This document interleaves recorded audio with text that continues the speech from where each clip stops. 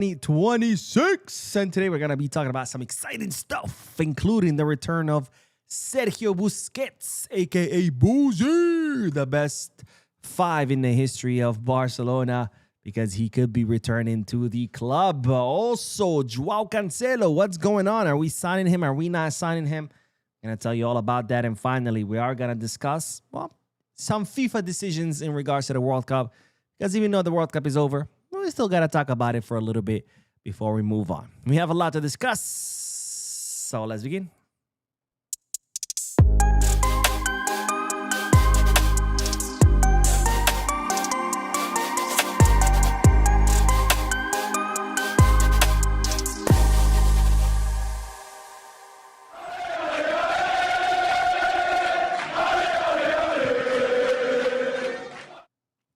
Hello everyone, welcome to the channel. My name is Bo, and welcome to the Barca News Live podcast, which is on every Mondays, Wednesdays, and Fridays. Where not only we discuss Barcelona news, but we also get to interact with you lovely people in the chat section, my Barca News family. So start dropping chat comments and questions in the chat section so I can read them and react to them live. For those of you who'll be watching when the podcast ends, we'll be putting timestamps in the description and chapters in the timeline in case you do want to skip through the discussion and get straight into the news, even though I recommend against that because to me, the discussion is the best part out of the podcast. Having said all that, make sure to hit the like button, subscribe to the channel, drop a comment. All this helps the channel continue to grow. If you're looking for any Barcelona jerseys or merchandise from any football team around the world, you can head to Kit Bag. If you're looking for sports jerseys and merchandise from other sports, you can head to Fanatics. And finally, if you want to play sports bets, you can head to Bet Us. All links in the description. You click on them, you get access to some pretty cool deals and offers.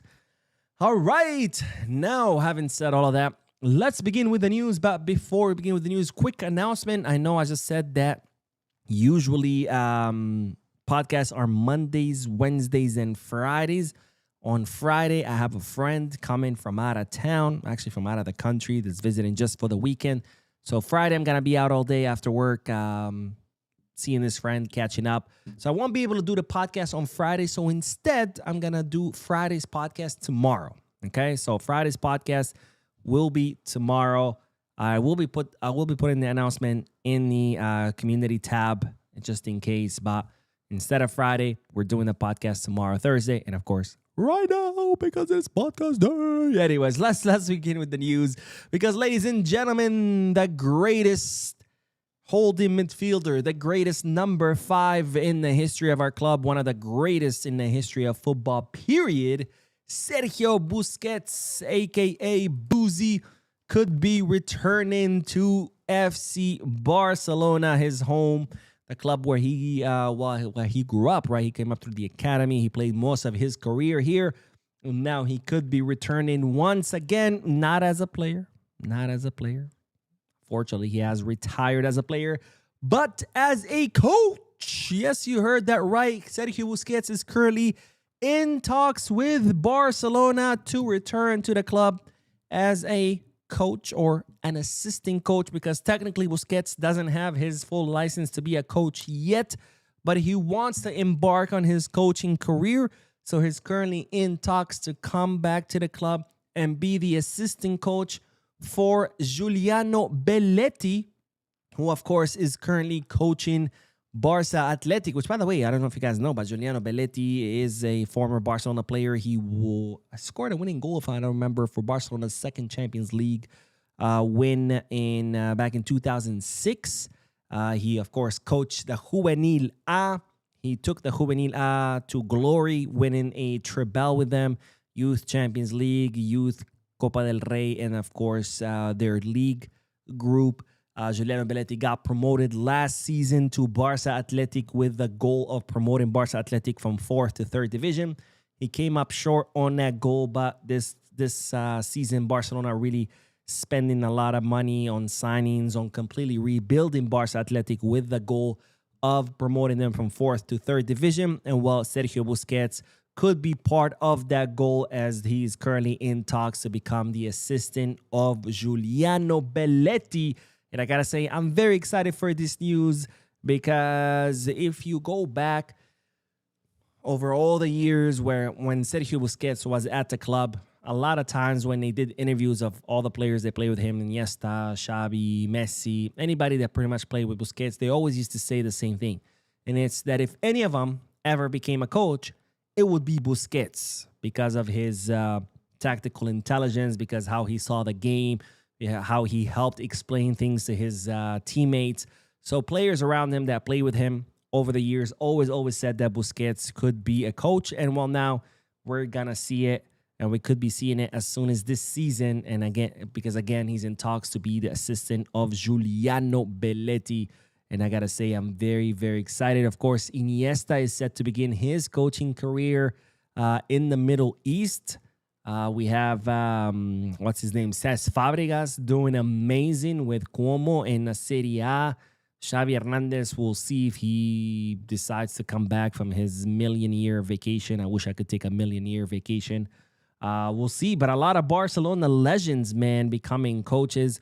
And yes, just because you were a great player doesn't mean you're going to be a great coach. But we'll see. We'll see what happens. And who knows? Maybe Busquets has it in him. And maybe one day he could become, the next Pep Guardiola. And when I mean the next Pep Guardiola, I don't mean like as the greatest coach in the history. But, Guardiola came up through the academy, was a Barca player, came back as a coach, and ended up taking us to glory. So we'll see, but this is definitely exciting news, especially because it means Busquets coming back to Barca.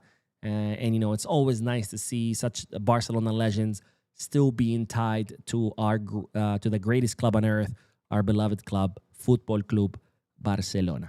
Now, the next bit of news in this one is pretty crazy because this is record-setting. This is historic, and it concerns one of the greatest players on earth right now, Lamine Yamal Masraoui, because, ladies and gentlemen, after the World Cup, transfer market has officially updated its valuation of players, and lo and behold, Lamine Yamal's value has gone up.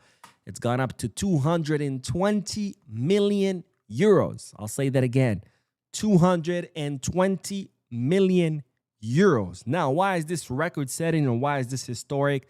Because Lamine Yamal is the first player in the history of the sport to reach that valuation of 220 million euros. In other words, he is the most valuable player in the history of the sport. He's not alone. Erling Haaland's valuation also went up to 220 million. So both Lamine and Haaland have currently the highest valuation in the entire history of the sport. Absolutely insane. Now, Lamine Yamal is not the only one whose value also went up. Of course, the best center back in the entire World Cup, the winner of the best FIFA World Cup young player is Cubarsi, whose valuation has gone up to 100 million euros. 100 million euros, making him the most expensive defender in the world, alongside Saliba, whose valuation also went up to 100 mil, which honestly is a little bit insulting, not because Saliba had a bad World Cup, but because Cubarsi had a much better World Cup. So if anything, Cubarsi's valuation should be higher, especially since he also had an incredible season with Barcelona. Now, let's look at the valuation of players because, like I said, there's been an update. Transfer market has updated the valuation of all players in the market. So let's look how Barcelona players are currently faring. Joao Garcia's value remains at 45 million euros. It has not moved. Jakubishvili, we don't care. Martyr Stegen, 3 million. That's crazy. Wojciech, 800,000 euros. That's incredibly low. But anyways, Pau Cubarsi, right here, you see how his valuation has gone up to 100 mil. Eric Garcia has stayed at 40. Gerard Martin, by the way, 35 might not sound a lot, but let's not forget Gerard Martin's value before last season, I think it was like 5 million. Let's look real quick because how much is shotting up? It's crazy. There we go. 2 seasons ago, his value was 300,000. 300,000. And voila, 35 million. The way it's shotting up, it's insane. But let's continue. Araujo, 20 million. Of course, it hasn't moved. All these that you don't see an arrow, it means it has not moved. And then, of course, we come back down here. Anthony Gordon, his valuation has gone up to 80 million. I know we paid 70 plus 10. So good thing that we signed him before the World Cup, because even though that is almost how much we paid, 70 million plus 10. As you know, a lot of times clubs, when a player has a contract that still has several years on it, they charge more than what the market value is. So had we signed him after the World Cup, there's a good chance that Newcastle would have wanted 90 or maybe 100. And there he is, Lamine Yamal's value going up to 220 million euros. Absolutely insane. The most expensive player in the history of the World Cup. And then, of course, Ferran Torres, Sharquinho. Every once in a blue moon, the rest of the time he is Sardinho. But Sharquinho's value has gone up to 55 million euros, the highest it has ever been. 55 million euros. By the way, look at that. Rooney Bardarji, 15 million. We signed him for 2.5. 2.5. If Barcelona can get at least 15 for him, which I know, Deco is a sporting director, so he'd probably sell him for like 2 cows and a goat. But if we sell him for 15, from 2.5 to 15, that's a big, big profit. But anyways, that's the update. That means now that Barcelona has 4 players who are worth 100 mil and plus. We have, of course, Pedri, 150 million euros. We signed him for 10. That's insane. Fermin Lopez, 100 million euros. We didn't pay anything for him. He's an academy player. Absolutely insane. Lamine Yamal, 220 million euros. Again, we didn't pay a single dime for him because he's an academy player. And of course, Pau Cubarsi, 100 million euros, and we didn't pay a single thing for him. So if you add all these up, Pau Cubarsi, 100 mil. Lamine, 220. That's 320. And what's his face? Fermin, 100 mil. That's 420 million euros on 3 players that we spent absolutely nothing on. 420 million euros on players that we spent absolutely nothing on. That is crazy. And it's even more crazy because I remember when I was announcing all these signings for the academy, people were like, oh, we got to start making signings for the academies. We got to make real fucking signings. Like, how fucking retarded do you have to be to make such a comment? Because 420 million euros on 3 players that cost us nothing. Nothing. These are players that we signed for the academy, not real signings that we shouldn't be making. Can you imagine being that stupid to think that signing players for the academy is a waste of time and that they're not real signings when the best players in the history of the club have come up from the academy? Players that we signed when they were nobody. Players that we signed when they were worth nothing. Players who weren't real signings. God damn it. Sometimes some people should be banned from commenting because, well, they're too stupid to comment. Anyways, let's do the comment section. And then we are going to talk about the World Cup. Because even though it just ended, we still have to talk about the World Cup. But first, we have a donation. Let's fucking go. 1350 Joker. Thank you so much, my friend, for your donation. Because 1350 Joker says, curious question, if we can't get Julian, what are the chances of us getting Haaland? Keep up the great work, bro. Busquets, Barca. Appreciate you, my friend. Appreciate your comment. Appreciate your generosity. And of course, Busquets, Barca. But to answer your question, what are the chances of us getting Haaland? I would say about 0. Well, not 0. Nothing is 0 in Barcelona. In football. But pretty close. Pretty close to 0. Haaland has a 10-year contract with, what are their faces? Manchester City. He hasn't indicated any desire to leave Manchester City, so they have no reason why, to sell him if A, they want him, and B, he wants to stay, so there's no reason for them to sell him. And of course, like I said, his valuation just hit 220 million euros. That's crazy. I'll tell you why. Because as I've said a few moments ago, when a player has several years left on his contract, clubs charge more than what the market value is. The longer the contract or the more years are left on a contract, the more clubs charge above market value. Right? It's like buying a vehicle. If it's a pretty common vehicle, you can negotiate below MSRP, right? But if it's a rare vehicle, you end up paying actually more than MSRP. So that's kind of like how players work, right? If the more years left on a contract, the more they charge you above their market value. The less years they have, and then if there's 1 year left, you can get the player from below their market value, right? Haaland has 9 years left on his contract with a 220 market valuation. What does that tell you? That Manchester City gonna want a lot more than his market valuation, which is 220 million euros. I don't know how much, 250, 300, whatever it may be. It's a lot of money. We can't afford it. And even if we could, should we drop 300 million on a player? No, that would bankrupt us. Our club would cease to exist. And then again, he hasn't shown any interest of him leaving, nor is Manchester City interested in offloading him.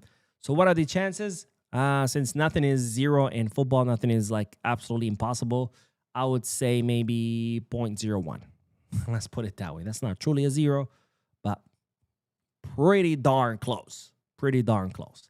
But anyways, thank you, my friend, for your generosity. And now, let's continue with the comment section. It started with Java the Hut. Says now that Messi didn't win the World Cup, who do you think deserves the Ballon d'Or? I think Harry Kane or Dembele. I say fuck 'em both. I'll tell you why. Don't get me wrong, Dembele had a great season with PSG, winning the Champions League again. Kane came pretty close and, of course, won Bundesliga and a cup, even though Bayern win it before the season even starts. But in the World Cup, Harry Kane started pretty strong, but after, I want to say, round of 16, he kind of disappeared. It became Birmingham who started carrying the team. As far as Dembele, I don't think he ever appeared in the World Cup. Yeah, he had that hat trick, but it was against Sweden. Or was it against Norway? Norway, which that match was meaningless. France was already through. France was already through in the first place, as in top of the group, not saying in the first place. And Norway started their B squad. So, again. Now, and I know, you still have to take into consideration the season, but here's a reality. When it comes to the Ballon d'Or during a World Cup season, or World Cup year, I should say, the World Cup ends up weighing a lot. So, again, Dembele didn't really appear in important matches. Where was he in the semifinal when they lost at the hands of Spain? Did he even play? I don't even remember him. That's how meaningless he was in that match. Same with Harry Kane. Where was he when they lost against Argentina? Anybody see him? So I think if we would talk about Ballon d'Or winners, it would have to be more players who had a lot more influence on the World Cup. I would be in favor of Rodri or Cubarsi, honestly. I know that sounds crazy, but if you look at the year that the only defender won the Ballon d'Or, which was Cannavaro, Cubarsi actually had much better numbers than him this World Cup. So why not? Now, I know it's not going to happen because it's not that sexy giving the Ballon d'Or to a defender. And these days, it's all about,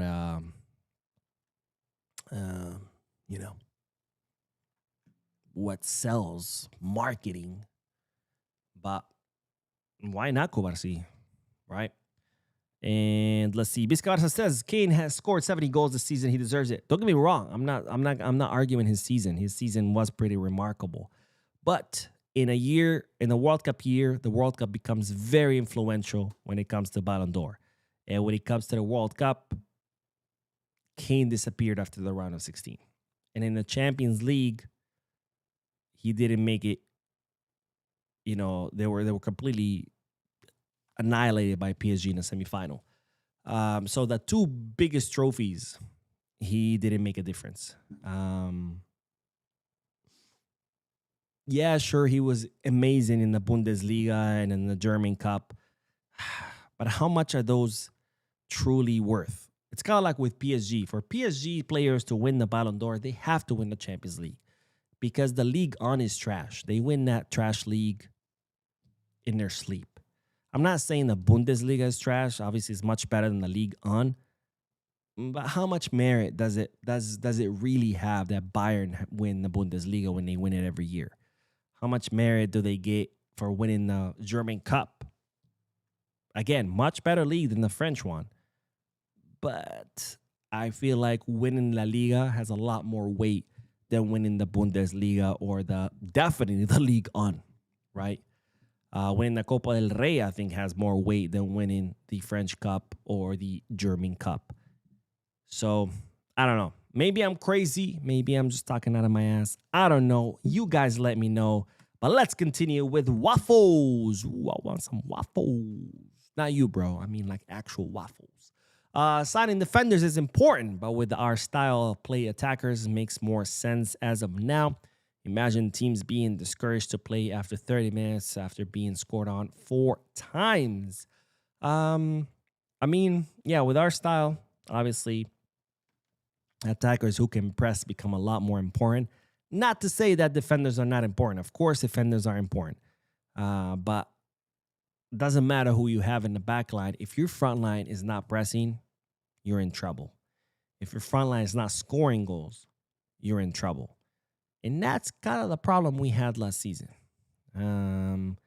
So, I mean, people want to say, oh, it's because Inigo left. Don't get me wrong. I love Inigo. He was amazing. But we actually conceded less goals without him. Not because he doesn't want to important. It wasn't important. But that just shows that the reason for our failures this past season, not that our last season was a failure, but I'm talking about Copa del Rey, I'm talking about Champions League, is it wasn't so much that Inigo had left or that our defense had failed. It was more that our offense wasn't able to outscore the opponent. And that was a big problem. And that's why you see Barcelona signing players like Adeyemi, who do press. Players like Anthony Gordon, who do press. They want to sign Julian Alvarez, who does press. So if our defense is truly the problem, which I've been arguing for the last year that it's not, but people want to keep arguing, then why aren't we signing center backs? Unless I'm full of shit, but that means so is Flick, and so is Deco, and so is everybody else, because apparently neither Flick nor Deco nor the sporting department nor Flick staff, apparently none of them are seeing the real problem, which is center backs. But apparently fans are seeing it, which is crazy. So I guess we need to fire Flick, his staff, Deco, and just go off by what the comments say, right? Just go off by what TikTok says and Instagram Reels say. But anyways, that's neither here nor there. Let me see. Johnny, what up, Johnny? Says hello from Chicago. Mo, hope you're doing well. I appreciate you, my friend, all the way from Chicago.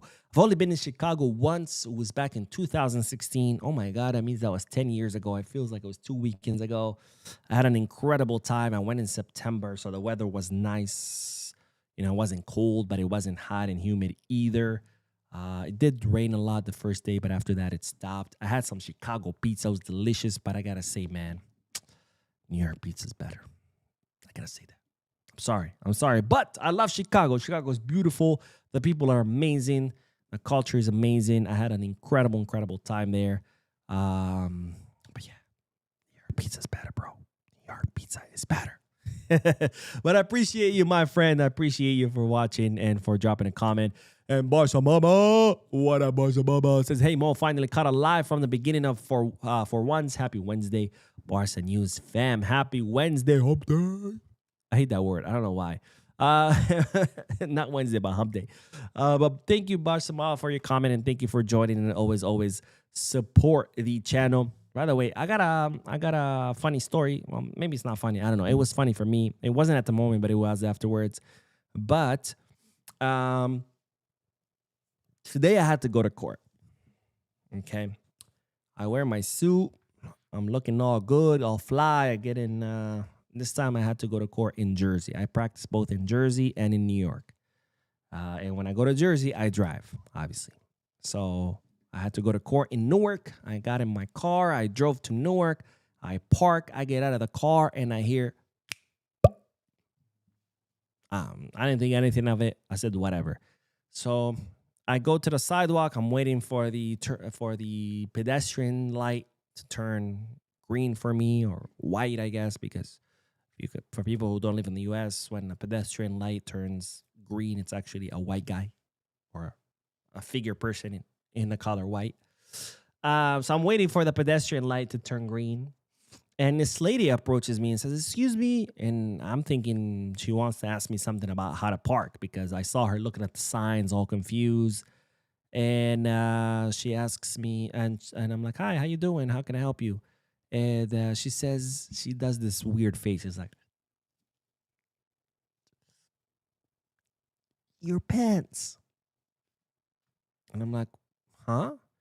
It's like, "Your pants on the back." I was like, "What?" So I reach and I touch my pants. My pants had ripped, completely ripped. My ass was hanging out. I mean, obviously I was wearing underwear, but my butt cheek. Oh, hold on. If you guys don't believe me, hold on. All right, here we go. Wait, let me. Okay, these are my suit pants. Okay, I'm gonna remove the comments real quick, right there.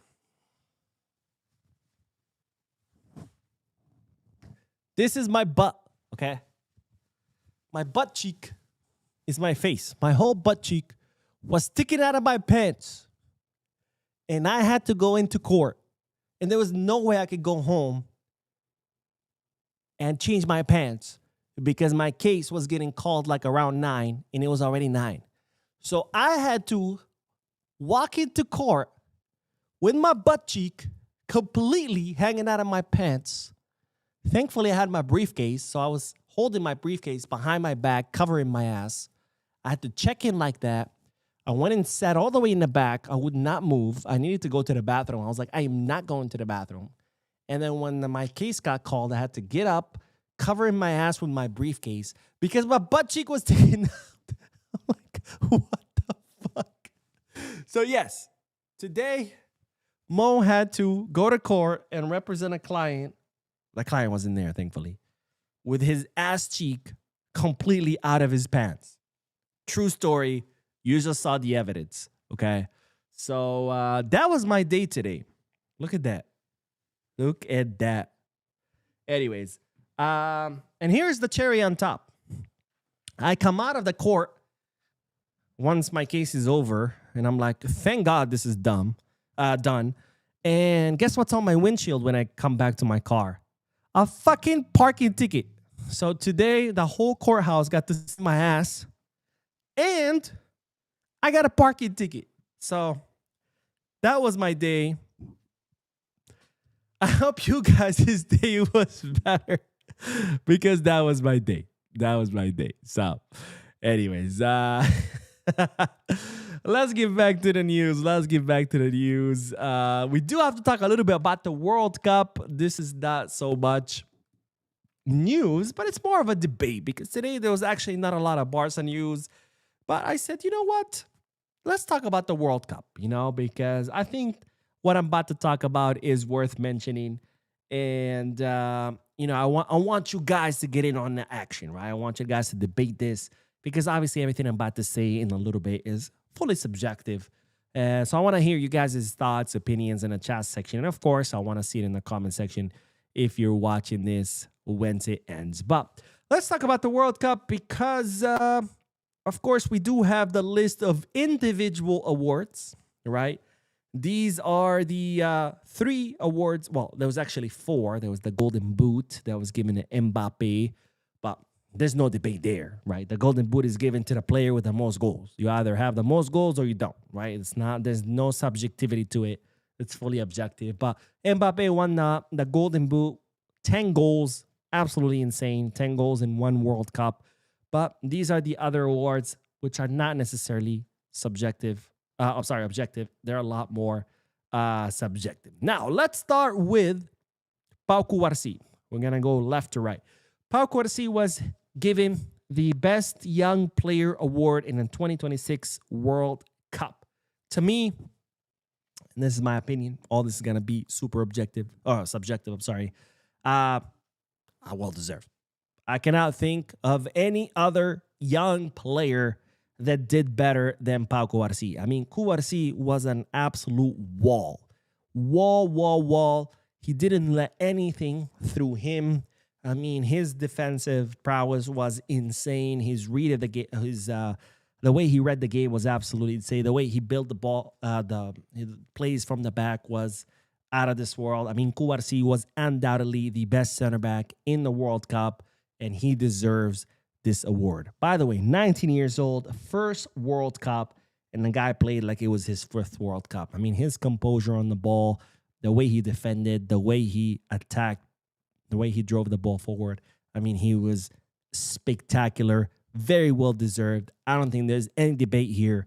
But if you think otherwise, if you think there was another player, I don't know, Sheldrup, Doué, someone else, let me know in the chat section or a comment section. But for me, this is not debatable. Cubarsi 100% deserves the best young player of the 2026 World Cup. Then, Rodri, he was given the best player award of the World Cup. This is kind of like the equivalent of the Ballon d'Or. Now here, I think we could find ourselves with a little debate, you know, here and there. Some people might agree. Some people might disagree. Me personally, for me, it was between Rodri and Messi. And whoever would have won it, I would have been okay with it. In other words, the fact that Rodri won it, I'm okay with it. I'm like, well-deserved. Had Messi won it, I would have said well-deserved as well, right? For me, it could have been either one. And either one would have been the fair winner of this award. It was kind of like when Vinicius lost the Ballon d'Or to Rodri, right? People were saying it's a robbery, Ballon d'Or is rigged, blah, blah, blah. I didn't see it that way. Had Vinny won it that year, I would have said well-deserved. He was the best left winger in the entire world. He was key for Madrid winning the Champions League and La Liga. So I would have said absolutely bravo. I wouldn't have said it was robbed just because Vinny won and Rodri not. And when it was given to Rodri, I still said well-deserved. I mean, he was key in Man City's Premier League win. He was key for Spain's Euro win. So for me, whoever would have won, Rodri or Vinny, it would have been nice. You know, I'm not some idiot Madrid fan who thinks it's robbery if his team doesn't win or a player that he likes doesn't win. So the same for me here. Messi on one hand, 8 goals, 4 assists. Insane at 39 years old. Insane numbers. And not only that, but Messi was key in Argentina making it all the way to the final. Key, you know. Prior to the 2022 World Cup, it was always Messi leading Argentina to wins. The team always depended on him. The key to Argentina's success prior to the 2022 World Cup was get the ball, pass it to Messi, let Messi do his thing. In 2022, well, in Copa America win, Finalissima, World Cup 2022, and then Copa America again, things changed, right? It was no longer just give the ball to Messi and let him figure it out. Now it was Messi more like the orchestra leader, distributing the ball, other players helping him, Lautaro, Julian, Enzo, McAllister, all these players were helping him. It was no longer just give the ball to Messi and he'll figure it out, right? And that's how they were able to win Copa America, Finalissima, World Cup, Copa America again. But then this World Cup, I feel like we kind of reverted back to that. It was no longer, let's all put in, don't get me wrong, it wasn't as Messi dependent as it used to be, but it was definitely a lot more Messi dependent than the 2022 World Cup. And we saw it, right? We saw, for example, against England. They're down 1-0. It's Messi who provides both assists that end up making Argentina qualify, right? Same against Switzerland, right? Same against Egypt. Messi was key in every single one of those wins. Not to mention group stages. He single-handedly helps Argentina qualify. His hat trick against Algeria, his double against Austria. So Messi was key in Argentina making it to the final. I think without Messi, Argentina would have probably gotten eliminated against Egypt in the round of 16. So for me, had Messi won it, absolutely fair. Now, Rodri won it. Do I think it's a robbery? No, I think it's still fair because the reason Spain was so dominant this World Cup, they dominated every single opponent they played. They made France, the strongest team in the World Cup, look like amateurs. They made Argentina, the the champions, the current champions up until the final, look like a bunch of amateurs. And the reason why Spain was so dominant was because of their possession. And who was the architect behind their possession?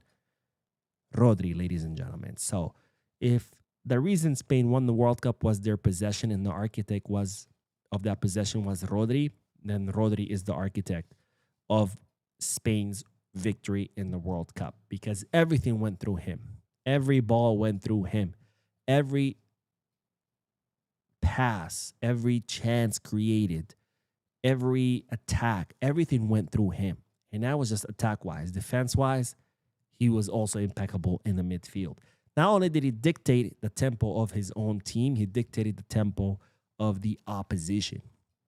And he was kind of like the puppeteer, the master puppeteer, just like deciding how games are played. So for me, it could have been Messi. It could have been Rodri. It was Rodri. Either one would have been fair. So this one for me, I think it's a little bit more up to debate, right? For me, Cubarsi, undebatable, 100% winner. Rodri, it could have been him, could have been Messi. I'm fine with either. You guys let me know. And then we arrive at Unai Simon winning the Golden Glove. This is where, right, we started with Cubarsi, undebatable, no way. He should have won it 100%. Rodri, could have been him, could have been Messi. And now we get to the other extreme because I don't think one at all that Unai Simon should have won the Golden Glove. Now, if you look at it on the paper, it makes sense. Spain only conceded one goal. That's insane, by the way. One goal in the whole World Cup. 8 matches, only one goal. That's crazy. So on paper, it makes sense. But when you dig a little bit deeper past the surface, what did Unai Simon do? I mean, he had, as far as incredible saves that could have been goals, 1, maybe 2 the whole World Cup. So Spain only conceded 1 goal, not because Unai Simon was brilliant and he was like pulling these crazy fucking saves. Like, oh my God, this could have been like 5-0, but thanks to Unai Simon, it's 0-0. No, he didn't do shit. Why didn't he do shit? This is not a criticism of Unai Simon. He didn't do shit because, A, Spain had the possession most of the time. So if you have the ball, your opposing team cannot attack. You need the ball to attack. And when the opposing team did have the ball, either Spain's midfield or Cubarsi and Laporte would stop that attack dead in its tracks. So Unai Simon didn't have to do much. So Spain didn't concede goals or only conceded 1, not because Unai Simon was brilliant with his saves. It was because Spain was brilliant. And that's why he didn't concede any goals. You know, it's kind of like if I take a nap and I wake up and I'm like, all right, well, I didn't concede any goals, so I need the Golden Glove. Yeah, but I didn't do shit. I was sleeping. No, that's a little bit of exaggeration, but you get the point. And, you know, if you want to like maybe amplify it a little bit with numbers to see that maybe, you know, I'm not talking out of my ass, let's look at this because we do have some numbers here. We do have some numbers. Some people like numbers. Oh, I'm zooming out instead of zooming in. There you go. Okay, so the goalkeeper with the most saves in the entire World Cup is Orlando Gil, Paraguay's goalkeeper. Not to mention, he saved 2 penalty kicks in a penalty shootout by Germany against Germany, eliminating Germany out of the World Cup. In second place, we have Eloy Room, the goalkeeper of Curaçao. Dibu, 20 saves. Dibu had 8 saves in the final. 8 saves. The only reason the World Cup final ended 1-0 was because El Dibu Martinez. If it wasn't for El Dibu, Spain would have won 5-0 easily. Then we have Cobel, Costa, Pickford, Bonu, Vozinha, Suzuki, Muhammad Al-Wais, Neeland. And then you keep going all the way down. And who's in number 20? Unai Simon. So, again, this Golden Glove, to me, makes 0 sense. I get it. Again, Spain only conceded 1 goal. But it wasn't because of Unai Simon. It was because the greatest center back in the World Cup, Cubarsi, the best midfielder in the World Cup, Rodri, and well, the rest of Spain who had a spectacular World Cup. Now, more things. So, of course, I want you guys to chime in on this. Drop it in the chat section. Drop it in the comment section. Do you agree with Cubarsi getting the Best Young Player Award? Do you agree with Rodri getting the Best Player Award? And do you agree with Unai Simon getting the Golden Glove? Let me know. But now we have to talk about this, because this to me was insanity. Insanity. The FIFA team of the tournament, the best 11 of the 2026 World Cup. Let's talk about this a little bit, because in the goal, we got Vozinha. I think I'm okay with this. I think it was a huge part. Vozinha was a huge part of Cabo Verde or Cape Verde making it as far as they did. So 100%. The two fullbacks, Porro and Cucurella. I don't got any qualms with that. I think Cucurella's World Cup was absolutely phenomenal. And it pains me to say this because he will be joining Real Madrid, where he will have to learn how to dive and fake penalties, but that's neither here nor there. And then Porro. Okay, Cucurella, Porro. I think Cucurella had a much better World Cup than Porro, but nonetheless, the two fullbacks of the World Cup champion Spain, a Spanish team that heavily relied on their fullbacks. No qualms there. And this is where my qualm really resides. And I already talked about this. Upamecano and Lisandro Martinez. Martinez, okay, I get it. Very well, good center back. Very good attacking, by the way. A lot of times he was like Argentina's center forward. It was like a false nine. A center back turned into a false nine. It's kind of like when Araujo scored that winning goal against, I can't remember against whom, but it's neither here nor there. And then Upamecano. Okay, both good center backs, but, and here's the but, because I like big butts and I cannot lie. Where the fuck is Pau Cubarsi and Laporte? Where? How? How do you pick Licha Martinez and Upamecano over the two best center backs in the entire World Cup? The two center backs that only conceded one goal. The two center backs that won the World Cup. How? How? Now, if you don't want to include Laporte, okay, fine. You want to include players from other countries. How about Pau Cubarsi, the player you gave the best young player of the World Cup, and you don't even include him in the best 11 FIFA? What in the actual fuck are you doing? As I said yesterday, I think the I in FIFA stands for idiots. But of course, FIFA has already lost its credibility when Donald Trump gave him a call, and as a result of his call, they lifted the very fair red card against Balogun. Where is Cubarsi? Where is Laporte? At least Cubarsi. How do you give Cubarsi the best young player of the tournament and don't even include him in the best 11? Insane. Anyways, let's continue, because in the midfield we have Rodri, best player of the tournament, very well deserved. We have Birmingham, incredible World Cup, by the way. 7 goals. He has become, I think, the third highest goal-scoring midfielder in the history. Number 1, we have Teófilo Cubillas, or Nene Cubillas from Peru. I think, who was in second place? I can't remember, but Bellingham, incredible World Cup. I think he carried England after the round of 16 when Kane decided to take a nap. Very well deserved. And then Olise. I don't know about Olise, and I'll tell you why. He had 7 assists, the top assist provider in the World Cup, but he also wasted the most crucial chances in the whole World Cup. Olise had some chances that Ferran Torres would score. That's insane. Olise had some chances that my dog Marshall would score, and he missed. So I don't know about Olise being included in this. Don't get me wrong, Olise an incredible player. He had an incredible season with Bayern Munich, but we're not here to talk about Bayern Munich. We're here to talk about the World Cup. And in the World Cup, Olise in the semifinal was non-existent. Olise in the third place match was non-existent. And again, the amount of chances that he wasted should be looked into. Who would have deserved it over Olise? How about Olmo? Olmo was incredible this World Cup. I wish he could play as half as good as that for us. But anyways, front three, Messi, Haaland, Mbappe. I don't got any qualms with that front three. I mean, Kane could have been in the place of Haaland, but again, Kane disappeared after the round of 16.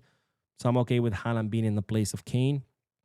But again, no qualms with that. You guys let me know. Do you agree with this best 11? Do you not? Let me know in the comment section, and then let's continue. And then we're going to talk about Gabi. But first, let's do some comments. All right, let's see. See a lot of people laughing at my butt story. I'm glad I can amuse you. It was pretty funny. I was texting everybody. I was like, you guys won't believe what's happening right now to me. I'm sitting in court with my ass out. So, which, by the way, it's not the first time it's happened to me. It's actually the third time. The first time ever it happened to me that I ripped my pants, my suit pants, it was after a funeral. Thank God it was after the funeral. I went to the funeral. On my way home, I was this is when I was still living in Vegas. I stopped at a gas station to get gas, and when I got out, I put because in Vegas you put your own gas. Well, most of the country you do, but here in the East Coast, some states you don't. But anyways, I get out, I put the gun, I turn on the gas, I go to sit in my car, and goes brah, and my whole ass was out. But whatever, I didn't care. Funeral was over. I was on my way home. Nobody saw my ass. No big deal. Second time this happened to me, I was already living in New York. I was already working as an attorney. I was at my office, and I went to bend over to get a file because that firm I worked at was the owner, the partner was 1,000,000 years old. So we had physical files. I remember I started there, and I was like, why do you have paper? What the fuck is going on? But anyways, I bent over to grab a file, and my pants went, brah, and my whole ass was out. At the time, I was living with an ex-girlfriend. So I called her, and I was like, you need to bring me pants to work because first of all, I can't be walking around the firm with my ass out. And second of all, I was already living in New York. So I had to, take the subway, walking in the street. I couldn't just be walking around the street with my ass out. That was the second time that happened to me. And then, of course, the third time was today. So now you guys know my story with me showing my ass to the world. And, the problem is, and this might sound a little crazy, but the problem is that men's pants are always made for people with no ass. And it's like, clothes manufacturers, please. Not only women have asses, men have asses too, okay? We do too. Please stop making pants for men who have no ass because there are men who have asses too. But anyways, enough talking about my ass. That's a lot of ass talk for one day. Man, let's move on. Let's move on. Let's see. Salvador says, "What's up, bro? I'm finally in one of your lives. Just got off work. I live in Lake Tahoe, bro." We'll get back to. Let me finish your comment, and then I'll get back to that. California, usually watch your lives when you're dumb. Big shout out, please, Busquets. Busquets, my friend. I absolutely love Lake Tahoe. Lake Tahoe is fucking gorgeous. It's an amazing place. I'm so jealous that you get to live there. When I graduated law school, I took the bar. And when I took the bar, so when you graduate in law school, you graduate in May. The bar, it's towards the end of July. And from the day you graduate until you take the bar, you don't do anything besides study for the bar. I'm talking about waking up at 6 a.m. and studying until midnight and then going to sleep every single day, day after day, week after week, month after month, from the moment you graduate in May until the end of July when you take the bar, right? It's miserable. So when I took the bar, a lot of people do bar trips. A lot of my friends went to Europe for like a month on a backpacking trip or to like some exotic destinations. I was broke. I couldn't go that far. So I went to Lake Tahoe, because at the time I was living in Vegas. I'm from Vegas. Lake Tahoe's up north. I went to Lake Tahoe. Best time of my fucking life. I loved Lake Tahoe. Lake Tahoe is gorgeous. If anyone has a chance to go to Lake Tahoe, do it. Do it. Highly, highly recommend. Norma says, I really hope Atleti soon will fumble and start talking to us about Julian and assigning he will be a perfect fit and ball holding striker as backup when Ferran leaves. We'll see. We'll see. Of course, I'm always going to be here giving you updates about Julian. So this is my time to plug the channel. Make sure you subscribe so you get all the news. Barca Got Culture says, bro, Haaland wages is almost 600K a week. We can't even go anywhere near that. That's insane, man. How can someone make 600,000 a week? A week. It's crazy. Some people go 10 years just to make that. These motherfuckers are making that in a week for kicking a ball. Can you imagine that? Man, we live in a crazy world. Akib says, refreshing to see Barca plan ahead of the future. The signings they made for Barca B team is impressing me, and they already have a coach in the mind after Flick and possible one after Fabregas. Yeah, man, I'm excited for Barca Athletic. I'm going to be covering Barca Athletic a lot more this summer. Not this summer, this season. Because, I want to follow their road to third division. Takada says Ferran wants to be starter, but he's going to go to PSG where he will just be a sub. Yeah, this just screams money. Just look at Dro. Went to PSG just to keep sitting on the bench. Yeah. I mean, I guess he figured, look, I'm either going to be a sub at Barca or a sub at PSG. At PSG, at least, I'll earn more money. And, he's probably thinking I could probably win more champions since they just won 2 back-to-back. So that's probably what he's thinking. And I don't blame him, honestly. If I was a Barca player, not like someone who came up through their academy, but like if I was just a random Barca player that they signed and, I'm a sub and this other team offers me to be a sub as well, but they're offering me a lot more money and a better chance of winning the Champions League. Not that they have a better chance, but, you're thinking, okay, they just won it back-to-back. And they're still making signings, making their team better, then I have a better chance winning the Champions League there. I would be like, yeah. Plus, I love Paris, so I wouldn't mind living in Paris. Especially at this level, right? When you're a player making millions, Paris all of a sudden becomes different than for the rest of us mortals. Let's see. Mr. Fabulous says, it's been a while since I joined Best Podcast. My name is Boo. I'm watching it from Ghana. I appreciate my friend watching all the way from Ghana. Shout out to Ghana.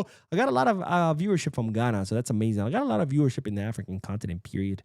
So thank you for the support. And last comment before we move on to the next segment. But Best in the Game says, now that I think that about it, Cubarsi actually had the best performance this season, both club and country. Yeah, man. I mean, look, if it was up to me, I would definitely give the Ballon d'Or to Cubarsi. But it's not up to me. Anyways, let's do the next bit of news because we do have to talk about the World Cup again, but this is more related to Barcelona because, of course, we all saw these images after Spain defeated Argentina, becoming the World Cup champions. Paredes was seen really upset. He walked up to Eric Garcia and pretty much put his hand on his neck, pushing him down. Gavi ran, tried to separate the players, and then Paredes ended up knocking him down to the ground as well and looked like he was going to beat him up on the ground.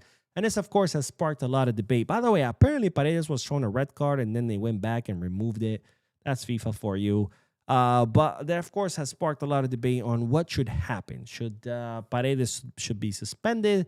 There was other fights too. I think Molina punched Rodri, if I'm not mistaken. But there's been a lot of debate on what should happen. Should these players be suspended? How long should they be suspended? And of course, Gavi being one of the players who got attacked by this animal, Paredes, who doesn't know how to behave like a civilized human being. He was asked, hey, what do you think about these players getting suspended? And this is what Gavi, our lion, our captain without an armband, had to say. No, to be honest, I don't think they should be suspended. I understand it doesn't set a good example for the kids, but I think there's also that side to football that's a bit more violent. Perhaps the most logical thing for me would be to send them off during the match and leave it at that.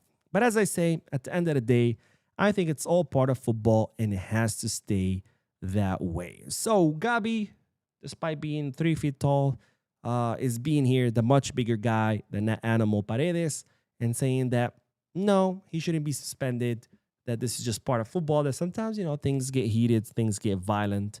And a red card during the match would have been enough, even since it happened after the match, obviously, then nothing. And here I think I got to disagree. I got to disagree with Gabi because even though I appreciate him being, the bigger man, not, looking for revenge, not looking to add fuel to the fire, not generalizing. That's very important, by the way, because I've seen a lot of people, making making generalized statements about what happened, saying, oh, Argentinians are this or Spaniards are that. And it's neither here nor there. This has nothing to do with Argentines or Spaniards. It has to do with individual people, right? It has to do with Paredes being an animal that doesn't know how to behave like a civilized human being.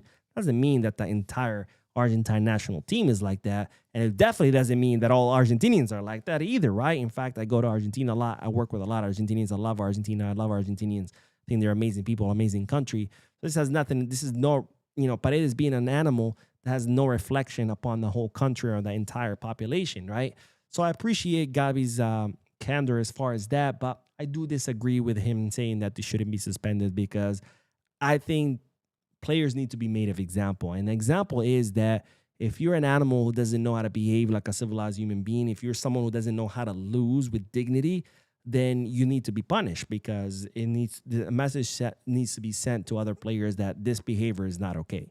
Okay, just because you lost, it doesn't give you a free pass to act like a savage, like a Neanderthal whose brain never got developed, right? And I know things get heated. I know things, might get, people might get their tempers might fly. But look, I've competed my whole life. I've played football competitively. I've swam competitively. I've cycled competitively.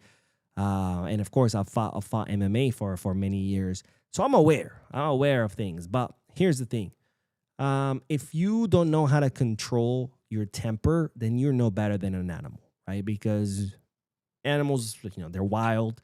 They can get aggressive. And the difference between us and the rest of the animal kingdom is that we're rational beings, capable of controlling our emotions and our behavior. And if you cannot, then you're no different than any other animal in the animal kingdom. And this is coming from someone who's fought MMA, who's fought people in cages. I've been in a sport where literally my job was to beat up other people. And even then, as fighters, we had an understanding that you don't lose your temper. You hit when the referee tells you you're allowed to hit, and you stop when the referee tells you to stop, right? And when you hit, you're not just seeing red and swinging for no reason. You're hitting methodically. It's controlled violence. I know it sounds a little bit oxymoronic, but if me and other people who have fought with me can control ourselves in a sport where literally our job is to hit each other, then some asshole who's kicking the ball can definitely control his temper and not be throwing punches at other players. So I have no sympathy to that animal named Paredes. And I think he should be suspended. And he should be suspended for a very long time. 12 matches, 6 matches, I don't know, something. But it needs to be made out of example. Because, again, if MMA fighters can control their tempers in a sport where you're supposed to hit others, this asshole kicking a ball around can definitely do it as well. But anyways, let me know what you guys think about Gavi statements. Should these players be punished? Should they not? If so, how long? And let's get back to the comment section. And then we'll do the last bit of news, which is in regards to Joao Cancelo. Let's see. Where did we leave off? Ahmed says, Mo, please tell me Barca will sign one of these left-footed center backs. Schlotterbeck, no. Bastoni, no. Van de Ven, no. Laporte, maybe. Vardiol, hell no. Vardiol's about to renew with Manchester City. So there's your answer. All of them no. Maybe Laporte, but for that to happen, someone would have to leave. Who could be that someone? Maybe Araujo. As you know, there is an outstanding conversation that Araujo is set to have with Hansi Flick. And during that conversation, Flick might tell him, hey, bro, I don't count on you. And if so, Araujo could leave. And if Araujo does leave, then Barcelona would be open to sign Laporte. Otherwise, no Laporte, definitely none of the other players that you just mentioned. I am Pacey says Laporte will be a great backup. I think Gerard Martin deserves to start. He's been my favorite, but can we talk about Javi Guerra?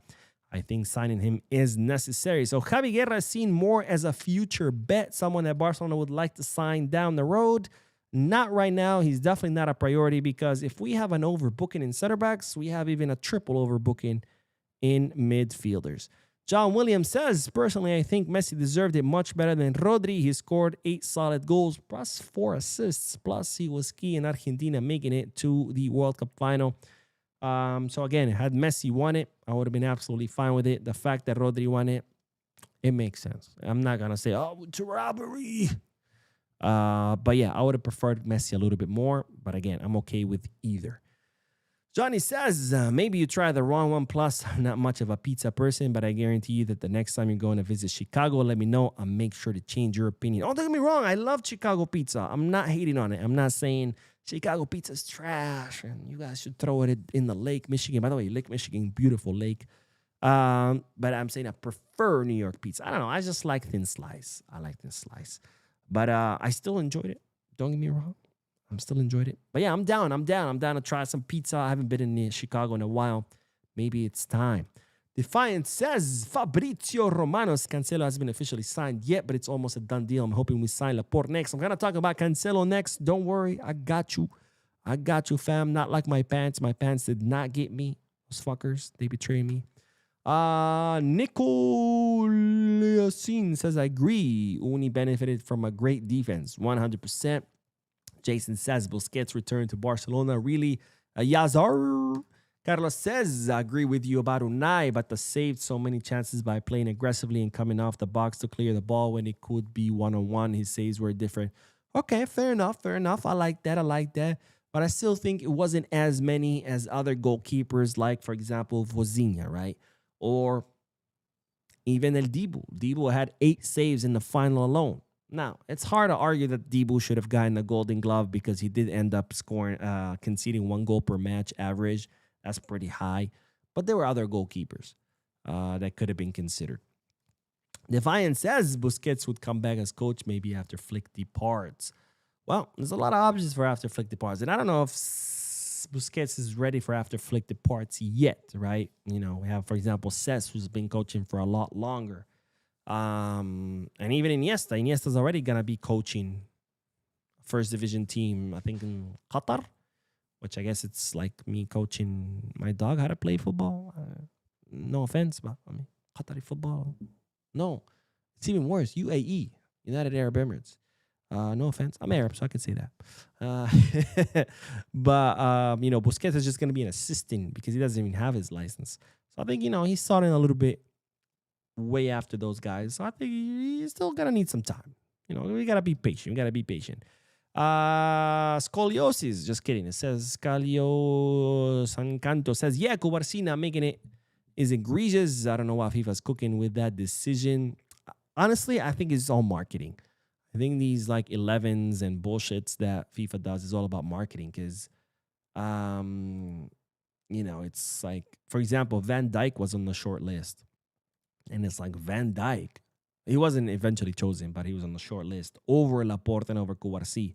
And it's like, what would Van Dijk be on there? I mean, do you guys even remember Van Dijk being in the World Cup? Because I don't. And it's like, well, Van Dijk has, more pull when it comes to marketing.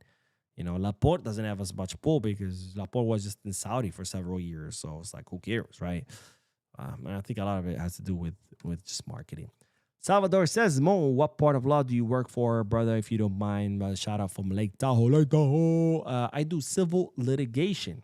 And Y2 Studio says, Mo, I think the title is incorrect. You wrote singing instead of signing. I appreciate it, my friend. I didn't even notice that. Hold on. I'm going to go in and fix it right now. So thank you, my friend, for letting me know. Let's see. I'm going to fix it right now. Let's see. Cancelo. Sign in, not sing in. Sign There we go. Cancelo signing update. Voila. Thank you, my friend, for that. And with that positive note, let's get back to the news. Let's talk about the last bit of news. Probably something, well, we just talked about because I had the title wrong. But we do have to talk about Joao Cancelo, the Portuguese fullback who spent 6 months with Barcelona on loan, during which he proved me wrong and he told me, Mo, shut the fuck up. I'm much better than what you think. And he was, because I actually was not excited about this signing. Why? Because I believe like under Xavi, he hugely disappointed. But of course, under Flick, well, he would even make me look good and I suck. But Joao Cancelo was absolutely spectacular under Hansi Flick, even taking Alejandro Balde's spot. So this, of course, prompted Barcelona to try to sign him on a permanent transfer. There was a huge stalemate with Al Hilal not wanting to cede 15 million euros for Cancelo, something that Barcelona were not willing to pay. Of course, the player helped a lot in this transfer, where he pretty much made public statements saying, I am not going back to Al Hilal even if you kidnap me. Not literally what he said, I'm paraphrasing, but he pretty much said that he would not go back there because they lied to him. So putting pressure on Al Hilal to get rid of him, not to mention their coach never, their coach Inzaghi didn't count on him. So I don't know why Al Hilal were trying to be all assholes about it. It's like, you don't want him, your coach doesn't want him, the player doesn't want you. It's like, what are we doing here? But anyways, a few weeks ago, I think 2 weeks ago, I reported about how Barcelona and Al Hilal have finally reached a verbal agreement for the signing of the player. But then after that, we didn't hear much. So I'm here to give you an update, because now it's reported that Barcelona and Al Hilal are in advanced talks to sign Cancelo. In other words, there's been a lot of progress on the negotiations, and Barcelona are expected to finalize the signing pretty soon, as soon as August, which is when Barcelona will be finalizing their preseason tour to England. Remember, Barcelona are set to leave to England next week, if I'm not mistaken, to train at St. George's Park. They're going to have a friendly match behind closed doors. Then they're going to have a friendly match open doors. And then they're going to come back to Barcelona. And that's around when Barcelona are expected to finalize the signing of Cancelo. Why until August? Well, there's been delays due to fiscal and administrative problems, more specifically tax regulations. Okay, so that's what's delaying the whole thing is, taxes, paperwork, bureaucratic crap, not the actual agreement itself, because the agreement itself is the advanced stages. In other words, the clubs have agreed on everything. Now they're just going through the bureaucratic red tape to make this happen. So don't worry. Cancelo will be a Barcelona player. It's just a matter of time. He wants to come to the club. The club want him at the club. Al Hilal have agreed to sell him. Most likely, Barcelona are going to end up paying 10 million. Everything is done, agreed to. We're all good to go. Both clubs are just finalizing bureaucratic red tape. So it's going to happen. It's just a matter of when. Right now, the estimate is when Barcelona come back from England. But whether it's for Barcelona come back from England or tomorrow or in 3 weeks or 4 weeks, it doesn't matter. Cancelo will be a Barcelona player. Anyways, that's all the news. Let's do some comments and then we will end this. But George says, do you think if La Finalissima was played before the World Cup, Argentina would have learned to play against Spain? I don't think so. I think Spain was so much more superior to Argentina. I don't think there was much Argentina could do. I mean, Spain made Argentina and France both look like amateur clubs. I mean, it was insane. The level of disparity between the two was insane. King Hood says, hey, Mo, love from Trinidad. What are your thoughts on our squad for next season? I think if we can, sign that number 9, we're going to look pretty good. Valeriano says, can Laporte manage to deal with Flick Highline? That's my only concern with Laporte as far as the Highline. Not so much set in the offside trap, is the tracking back for me. I don't know if Laporte could track back, but we had those doubts about Iñigo Martinez, and look where that landed us, right? Inigo Martinez ended up being an incredible center back under Hansi Flick's system. So maybe Laporte will surprise us all. I mean, there's a lot of similarities, right? We signed Inigo from Athletic Club de Bilbao when he was 32 years old, and he ended up being amazing. Laporte is at Athletic Club de Bilbao. He's also 32. We had doubts about, well, I didn't have doubts about Inigo. I was used to say he's top 5 center backs in La Liga, and people were like, he's trash, you get rid of him. But, that would be my only concern is Laporte being able to track back. But we had that concern about Inigo, and he ended up surprising us. But besides everything else, I mean, defensively, you saw what he's capable of in the World Cup. Plus, he can build from the back. He can make those forward passes. He can drive the ball forward.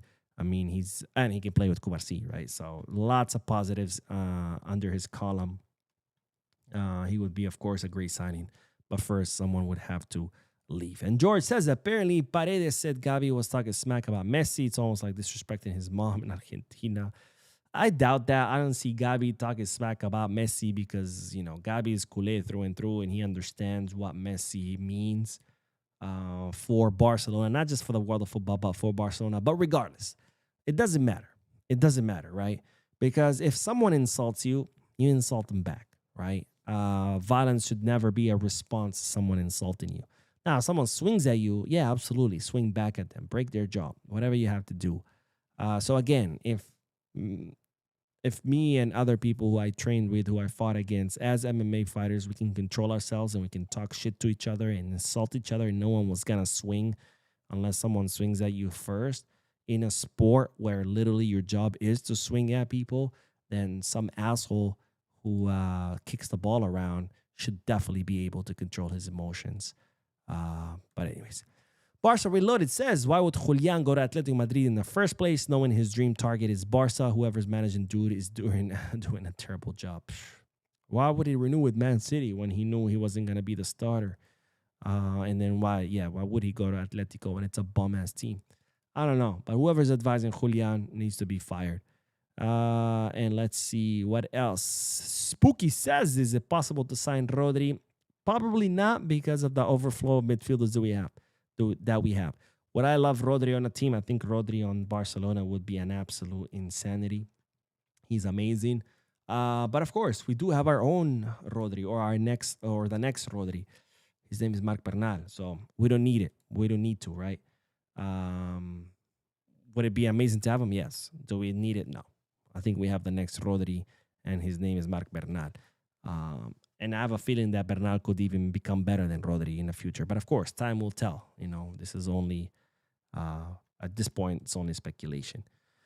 Tohirul says, Mr. Stream just got here. I think we should part ways with Frankie, even if it becomes the greatest. He had enough chances with us. Sadly, he always falls short. Additionally, the salary is a burden. I 100% agree, but unfortunately, it's too late for that. Barcelona just renewed him. And if he didn't want to leave when his contract was about to expire, he's definitely not going to want to leave now that his contract has been renewed. But I do agree with that sentiment. I've made it, pretty clear on this channel. In fact, it's cost me some subscribers. People were like, oh my God, I can't believe you don't like Franca. I'm going to stop following ya. But anyways, that is all, ladies and gentlemen. Thank you so much for tuning in. Don't forget to hit the like button. Don't forget to subscribe. Don't forget to drop a comment. I will see you guys tomorrow. Again, tomorrow is podcast day again. Even it's usually Friday, but I'm going to be busy on Friday, so I'm going to do it tomorrow instead. Don't worry, I'll put the announcement in the community tab. So I'll see you guys tomorrow in the podcast. And as always, peace, guys.